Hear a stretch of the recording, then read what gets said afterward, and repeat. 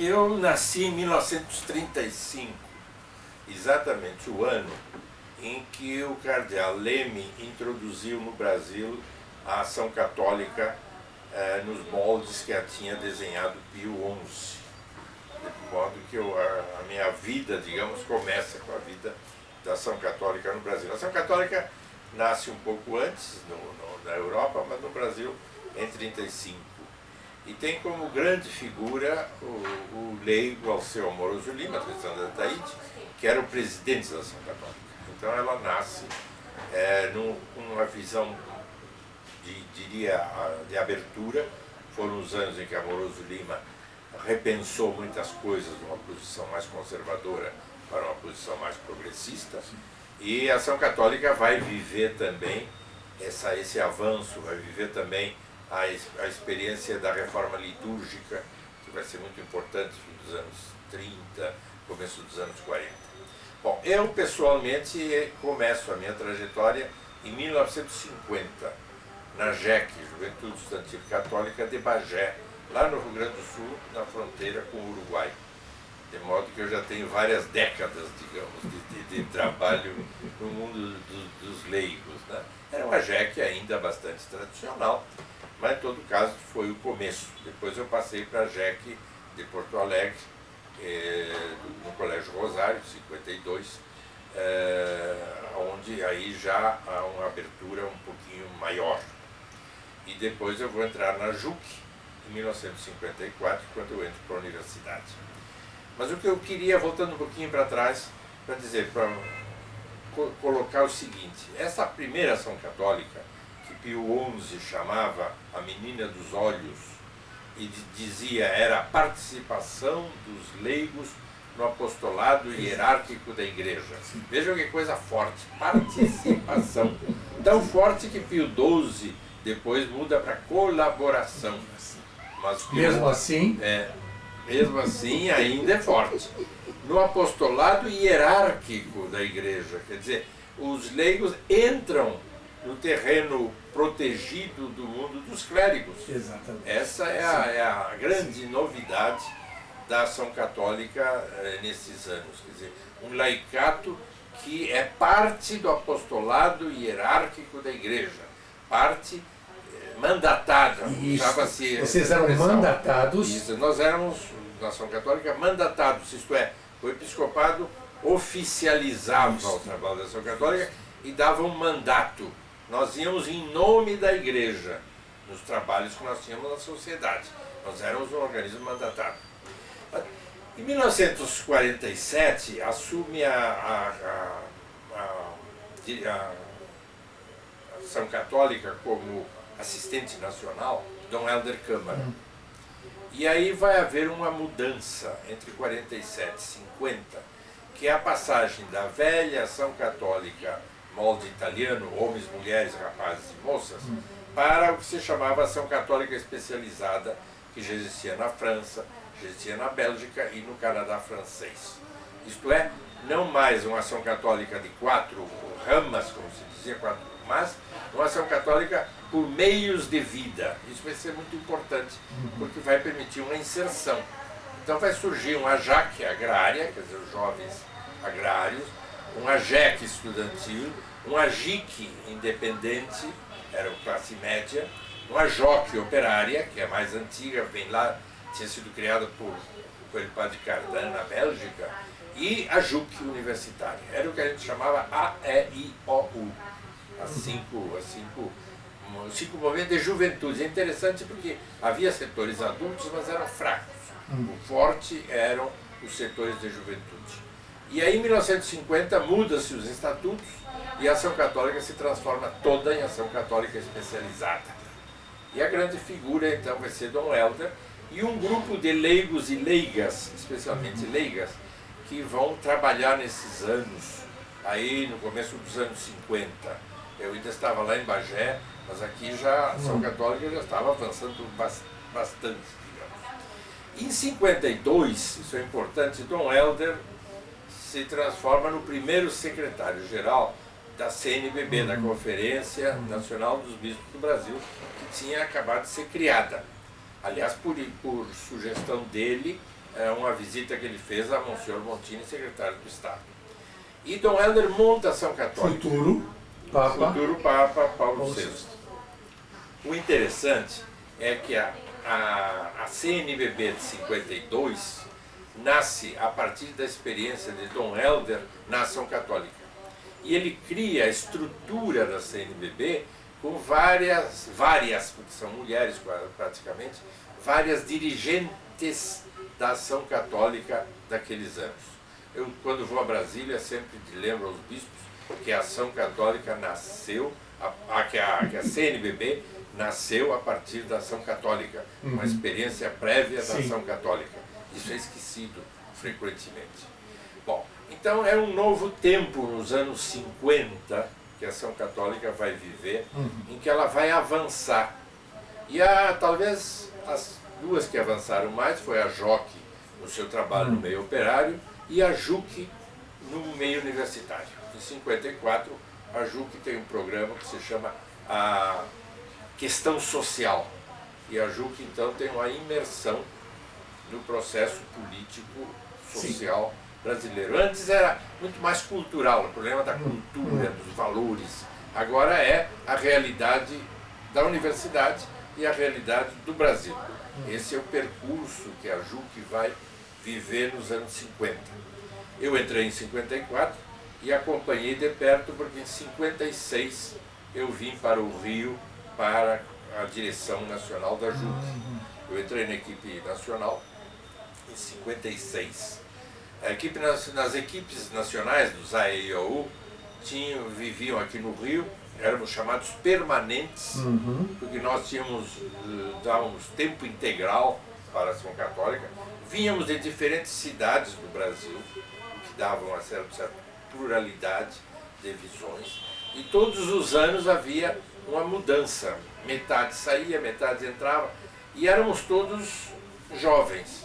É interessante que a Ação Católica, o laicato, nesses anos, está na mão de jovens que vão dos 18 aos 28 anos. Era uma geração muito jovem, a qual Dom Helder dava total liberdade e tinha uma influência muito grande com o seu carisma, mas não era um chefe, era mais bem alguém que apoiava e que deixava andar. Então eu trabalhei na equipe nacional de 56 a 58, foram anos de muita transformação, e eu diria que a grande coisa que eu vivi no tempo da equipe nacional foi quando em 57 eu convidei Lúcia Ribeiro de Oliveira, de Juiz de Fora, para vir para a equipe nacional, sem nenhuma segunda intenção, mas foi trabalhando juntos, 57, 58, que a gente foi se conhecendo, foi se amando, e em 59 nós casamos. Foi um resultado, digamos, muito importante para mim. 53 anos. Já temos 53 anos desde casados.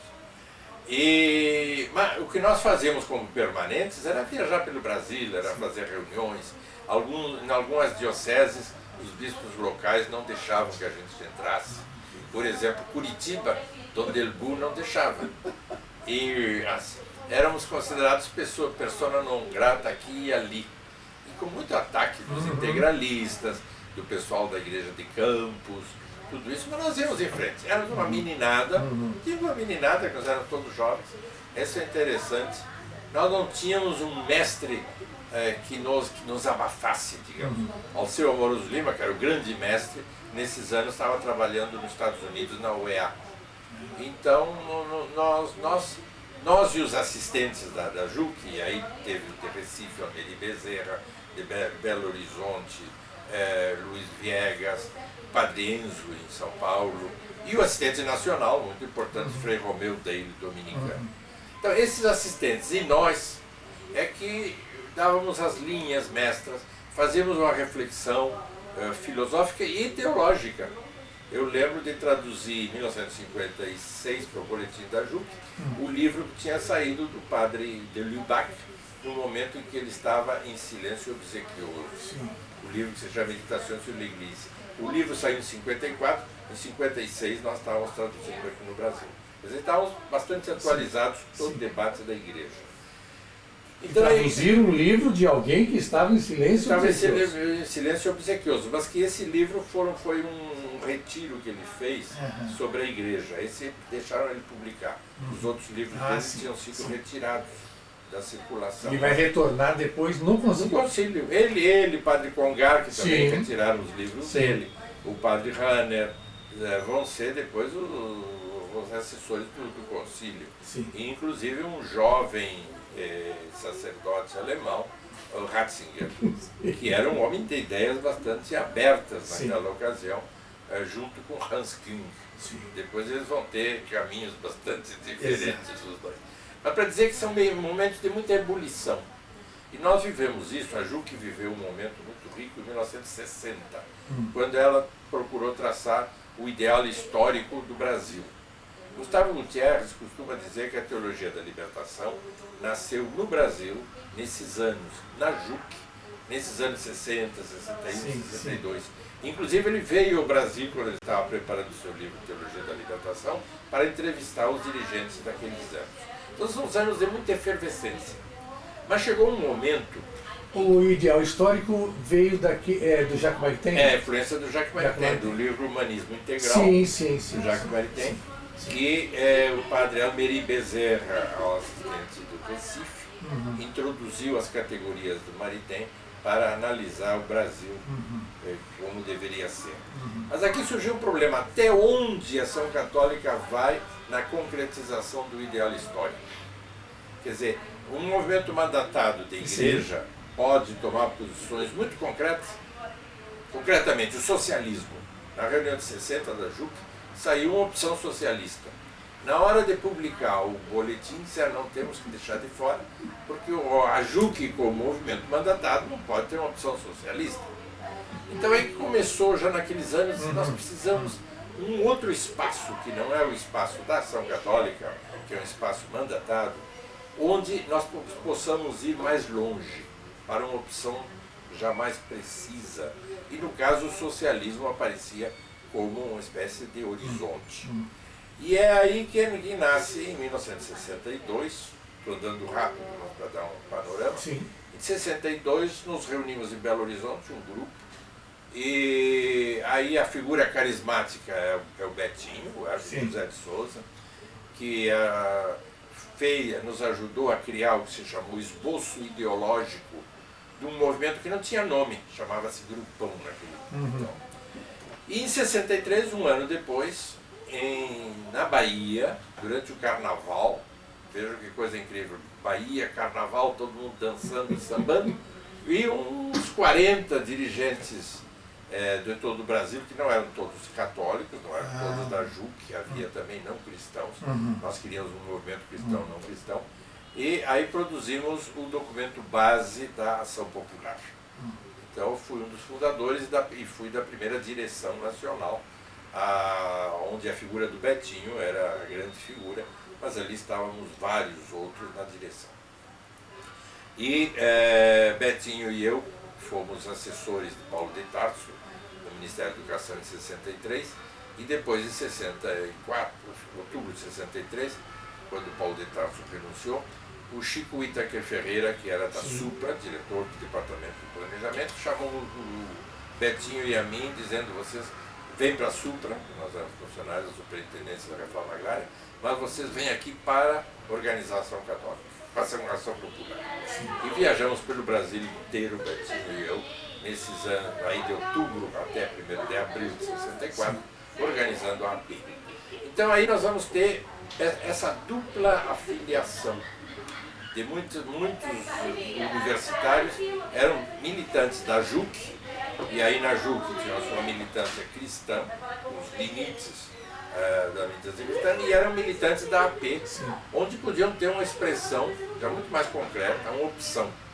O documento base da AP é um documento muito interessante, a influência aí foi do padre Henrique Cláudio Lima Vaz, grande pensador brasileiro, jesuíta, nosso mestre, mestre da minha geração, com o auxílio do padre Vaz e nosso dirigente, fizemos uma opção de fazer uma crítica ao que se chamava a consciência reflexo do marxismo. Sim. Isto é, que o econômico determinava a realidade. Nós achávamos que isso era uma consciência reflexo fechada. Fazemos também uma crítica a uma consciência idealista abstrata. Sim. E tomávamos uma posição que chamávamos realista. E isso no documento. Depois, outra coisa que nós criticávamos no documento base era a ideia do partido único. Nós éramos favoráveis ao pluralismo partidário. Aí já era uma opção democrática, inclusive. Então, nós temos nesses anos aí, que vão de 63 até poucos meses, porque logo vem o golpe, 64. Março, 1º de abril, praticamente, né? Os militares diziam 31 de março, nós dizíamos 1º de abril. Essa incipiente AP estava crescendo pelo Brasil inteiro. A JUC estava aprofundando a sua reflexão e a sua ação cristã. E veio o golpe.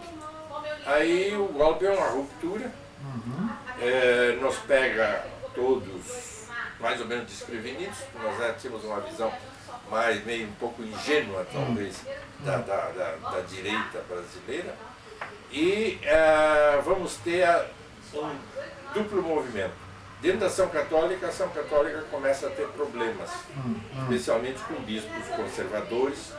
O bispo carregado da Ação Católica nesses anos 65, 66 é Dom Vicente Scherer, arcebispo de Porto Alegre, que praticamente fecha a JUC em 67. Então a experiência da JUC e dos outros movimentos da Ação Católica terminam nos primeiros anos da ditadura, em que a Igreja, de certa maneira, frente à ditadura, fecha a Ação Católica, que era um espaço de crítica à sociedade. Isso do lado da Ação Católica. Do lado da AP, a AP na clandestinidade também vai ter uma evolução muito complicada. Ela vai ter influência do filósofo francês marxista Louis Althusser e depois do maoísmo. Eu fui posto para fora praticamente da AP em 67, por ser cristão. Era um momento que a AP não fazia quase uma profissão de fé de não cristão. A primeira AP tinha cristãos e não cristãos. Essa AP agora vai ter só não cristãos. Foi o momento que eu saí em 67. Betinho vai sair em 71, não aguenta o período maoísta, em que ele disse que ficou louco. Foi um período de loucura. Eu uma vez sugeri ao Betinho, nós escrevemos um livro que se chamaria A Patologia do Político, e um subtítulo de Como o Movimento Político Endoidou, que era essa evolução da AP pós-golpe. Mas isso é uma outra história, eu não vou entrar aí. Nesse tempo, em torno do golpe, começa antes, é o Concílio Vaticano II. O Vaticano II vai de 62 a 65.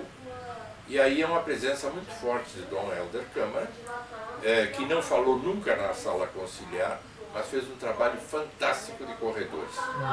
E em 63, Cândido Mendes, eu, Lúcia, minha mulher, nós fomos assessores de Dom Helder entre a primeira e a segunda sessão do concílio, em que nós trabalhávamos se chamou um esquema novo, surgiu o esquema 17, que era a relação da Igreja com o mundo, depois virou o esquema 13, quando se enxugou, e terminou na Gaudium et Spes, que é o grande documento conciliar da Igreja com o mundo. Né? Então aí a influência do Dom Helder é muito grande. Isso para mim é uma novidade. A presença de vocês na Gaudium et Spes, isso é fantástico. Era no Brasil, nós não fomos a Roma. Sim. Chamava o período intermediário. Sim. E então aí nós colaboramos muito com o Dom Helder. A grande ajuda do Dom Helder foi o padre Lebré, da Europa, né? O padre Chenu, dominicano também. E nós aqui dávamos uma espécie de apoio logístico a Dom Helder, e traduzíamos textos, escrevíamos coisas, e fizemos uma reunião aqui no Rio, em 1963, muito importante, que estava o seu Moroso Lima, estava a Hernani Maria Fiore, que é o grande pensador do Rio Grande, que vai ser muito importante no Chile, meu grande mestre, sim. Plínio Sampaio, Francisco Itaque Ferreira, Luiz Eduardo Vanderlei, do Grupo de São Paulo. Então, foi uma reunião que eu organizei, secretariei, para fornecer elementos para Dom Helder, em 63. Então, o Brasil participou, através de Dom Helder, muito intensamente, o Padre Bioso estudou a participação da Igreja Brasileira, né? No concílio, com essa figura carismática que era Dom Helder. E como Dom Helder escrevia todas as noites, todas as madrugadas, uma carta que a gente recebia através da secretária dele, Cecilinha, nós podíamos acompanhar o concílio e podíamos influenciar, inclusive, dar sugestões. Aí, que foram publicadas agora. Foram publicadas, são 6 volumes publicados no Recife, 3 das sessões conciliares e 3 da intercessão entre as duas sessões. Mas voltando um pouquinho para trás, esses dois já em 75, em 68 se dá o encontro de Medellín. O que era o encontro de Medellín? Em 65 terminou o concílio e Dom Helder e o grande bispo chileno Dom Manuel Larraín, que era o presidente do CELAM, da Conferência Episcopal Latino-Americana, dizem: temos que trazer o Vaticano II para o Brasil, para a América Latina. Então, há uma reunião, e eu diria que a Medellín não foi a aplicação do Vaticano II, mas foi além do Vaticano II. Dom Helder, quando terminou o Vaticano II, estava um pouquinho desgostoso, porque a ideia do pobre, ele tinha trabalhado muito a igreja do pobre, né? Não tinha sido levado suficientemente em conta. O Vaticano II é um concílio europeu, basicamente, em que a problemática é o diálogo com a modernidade, e principalmente a modernidade europeia. Sim. E é aí que entra Medellín, 3 anos depois de terminar o Vaticano II, já com uma outra visão, uma realidade de injustiça social, pecado social, se dizia, a ideia do pobre e a ideia de libertação. Essas são as ideias-chave da reunião de Medellín. Pouquinho antes de Medellín foi agosto de 68, Gustavo Gutierrez, numa reunião de padres em Chimbote, publicado depois por um boletim da JEC Internacional e do MIEC, em Montevidéu. Então, o Gustavo, falando para os padres peruanos no Chimbote, faz um texto que se chamará Esboço para uma Teologia da Libertação. Aí nasceu o semente da Teologia da Libertação, meses antes de Medellín. Então, essa Teologia da Libertação ela vai se desenvolver durante os anos 70, e aí aparecem os vários teólogos, Juan Luis II no Uruguai, o Hugo Asman, com a outra vertente, já também no exílio, o Munhoz, Ronaldo Munhoz, no Chile. E então vão surgindo as várias vertentes da Teologia da Libertação, que de certa maneira são condensadas muito claramente no livro do Gustavo Gutierrez de 1970. Então, onde está a Igreja do Brasil frente a esses problemas? O problema do celibato, o problema da mulher, o problema da sexualidade. Onde essa é uma igreja que leia os sinais dos tempos, como o Vaticano II fez, e que veja as coisas que hoje são normais. Por exemplo, o uso dos contraceptivos. A igreja sai com uma posição dura. Mas os católicos, a Lúcia fez uma pesquisa aqui na Baixada Fluminense faz uns anos, as mulheres católicas têm o mesmo comportamento das mulheres não católicas. Quer dizer, o contraceptivo hoje é natural. E a igreja ainda segue com uma doutrina contra, que não tem nada a ver com a realidade da comunidade cristã. E aí novos temas que eu acho que tem que ser abertos aos poucos. Eu tenho a impressão que o celibato obrigatório cairá em alguns anos, não é possível seguir assim. Ao mesmo tempo, não é possível seguir com essa contradição de dizer que a Eucaristia é fundamental e ao mesmo tempo um número pequeno de padres para celebrar a Eucaristia. Por que não? Uma contradição que está no próprio documento de Aparecida. No documento de Aparecida. Passamos do domingo uma festa, entretanto você não permite a existência de presbíteros, né? De presbíteros e presbíteras, que são líderes naturais das comunidades e que presidem a cerimônia eucarística. Sim, mas você também entra num aspecto que eu acho que valeria a pena, a questão do segundo, uniões e segundas uniões, por exemplo. Exato, isso é outra coisa, exato. Você vê agora, por exemplo, houve uma reunião da família em Milão, faz um mês, mais ou menos, né? E nessa reunião o Papa disse que sofria muito vendo os recasados não poderem ter acesso à Eucaristia. Exatamente. Mas que infelizmente essa era a doutrina da Igreja.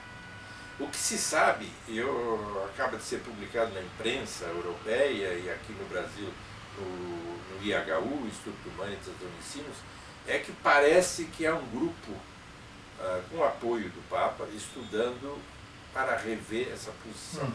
Eu tenho a impressão que é uma posição insustentável. Um número grande de sacerdotes, de bispos, não vão ali na hora perguntar: você é recasado, você não é recasado, na hora do acesso, na hora da mesa da Eucaristia. Então, de fato, a realidade vai superando essa doutrina de não permitir os recasados se aproximarem da Eucaristia. O outro tema é o tema da união dos homossexuais. E se é uma união estável, baseada no amor, por que ter essa posição tão dura frente a isso? Uma igreja que atravessou a crise horrenda da pedofilia, ela não tem o direito de hoje ser rígida e não está aberta a certos problemas, certas dimensões novas das opções sexuais dos cidadãos em geral e dos católicos em particular. Então eu acho que é outro tema também, não só a união, se não quiser chamar sacramento, não chame, mas união do homossexual, e a adoção por parte dos homossexuais e das homossexuais, adoção de filhos adotivos, ou às vezes até nem filhos adotivos, são filhos gerados em inseminação artificial. Inseminação de várias maneiras, né? Em todo caso, são temas novos que estão aí e que precisam ser enfrentados com coragem, com lucidez, com tranquilidade, mas também com força. Eu acho que vai ser muito difícil a Igreja opor-se a isso.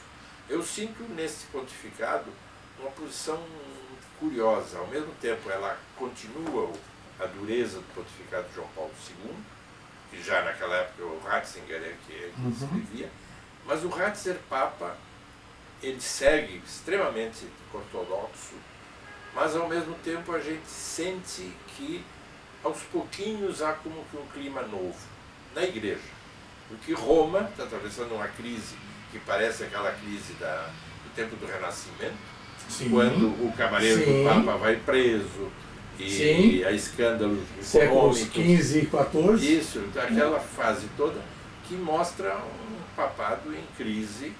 E hoje uma cúria romana em crise? Uma cúria romana em crise.